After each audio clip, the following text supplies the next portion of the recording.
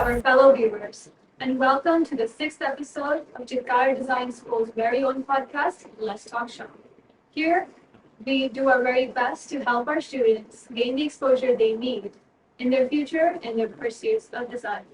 I am Sehar, the host for today, and with me here is our guest, Mr. Arjun Gupte, the CEO of Appy Monkeys, a company that focuses on making the several modes of app animation easy and accessible to almost everybody, even children. So, sir, let's talk about your company that you started back in 2004. Quietman Studios, that was something that you started at a very early stage of your career. How would you say were any of the hardest parts that you had while starting the company? Did you have any prior experience that you had to understand? Because as there are many aspiring students who want to go ahead with something as such, making their own studios, having something similar, could you share a little about your experience at that time? Yeah, so I did start at the age of 25. But before I started the studio, I worked for about 5 to 6 years. So I didn't just start it after becoming a student. I worked in TV, I worked in feature films, I worked in games, and I had a solid amount of production experience behind me. So technically, you kind of know what you're doing by that age. And when you start, you don't start with huge projects. You start with smaller projects, and you kind of ramp up as you go. So that would be one thing I think that would help. Don't take very huge projects. Take smaller ones that you can control, and then you kind of learn on the job as you go up. Running a studio is not just about doing animation effects. It's also about managing people, setting budgets, and getting the work out at a certain quality at a certain time. So all of that is something which it's very hard to learn. You kind of have to do it and then learn by doing. So that really helped. So I started small and then built it up over the years. So, as you say, knowing what you want to do over the years that you first go on with, like for example, you said you work small projects instead of working on a larger one. Many students do struggle to find their very sweet spot, something that they want to stick with in the future, perhaps something that gives them excitement. So I think it's different things for different people. Some people have a very clear idea when they start off, like this is what they want to do and they stick to it. And some people kind of discover it on the way, but the important thing is to start. So once you start and you try different things, you kind of figure out, what you like doing and what you're good at. And the sweet spot is these two things, what you're good at and what you like doing. And the third thing is, of course, being good enough that someone pays you money for it. That is the holy triangle. So if you get all three working, then that's pretty much your career path, right? So for me, it was character animation. I liked animating characters. That was my starting. And then after that, slowly I got into visual development or storyboarding and script development. And all of that actually came together because when you're running a studio, you end up doing all these things. So yeah, try out as many things as you can. The one that you like and that you get better as you go on, that's the one to carry on with. And then I think naturally people kind of figure that out. So, talking about stepping into the industry, when you first got the taste of what goes on in the industry, back then, was it any different from what it is now? When you first start off as someone who's new to something, it's all, the same, whether I think it was 1940s or 1950s or even now, because you have to learn a lot and still produce something.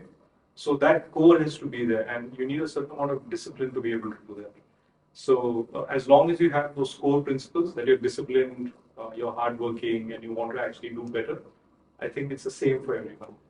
So, is there a certain mindset to, you could say, have?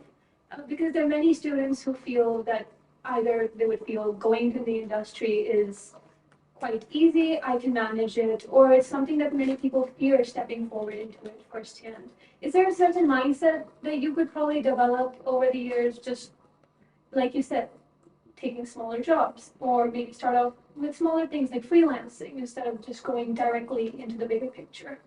So when you say bigger picture, you're never given a large project to step in, right? You basically are a very tiny cog when you start off and you're just doing one small part of a whole project.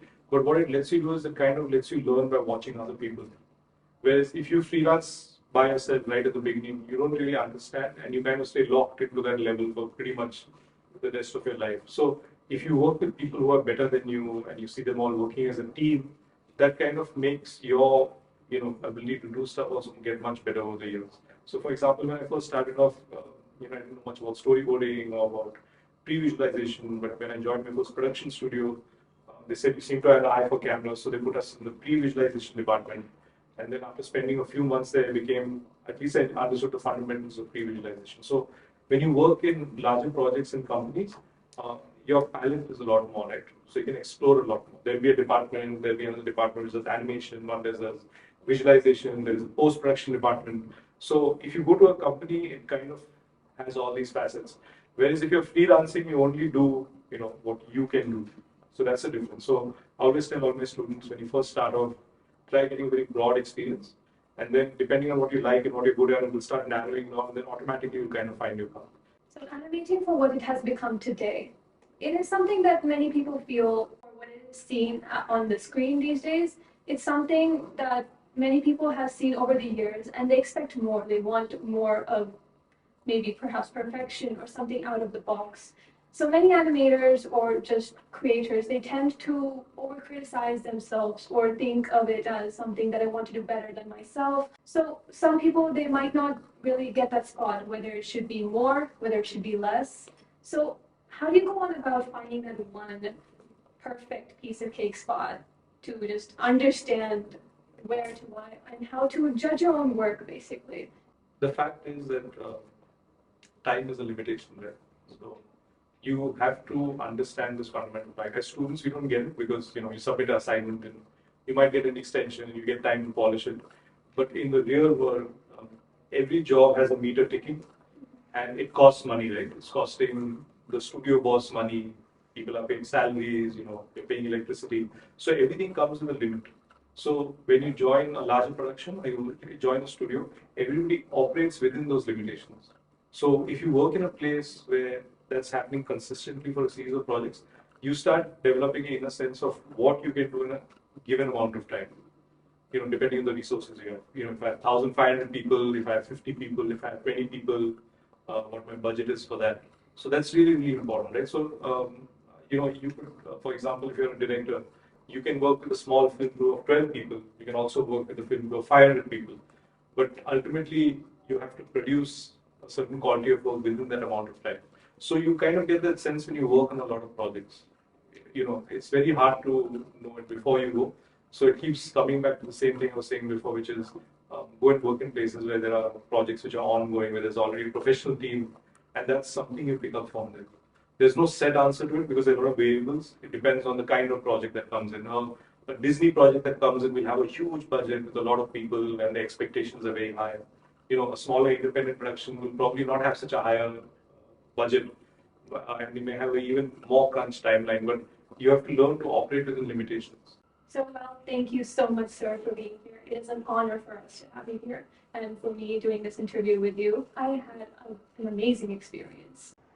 Well done. I hope you enjoyed this episode of Let's Talk Show. For more design-driven content, make sure to follow us, Chitkara Design School, on Instagram as well as LinkedIn. And to binge watch our previous episodes, make sure to go on to Let's Talk Show on YouTube and to hit the like and subscribe button. Till then, this is me, Sehar, signing off.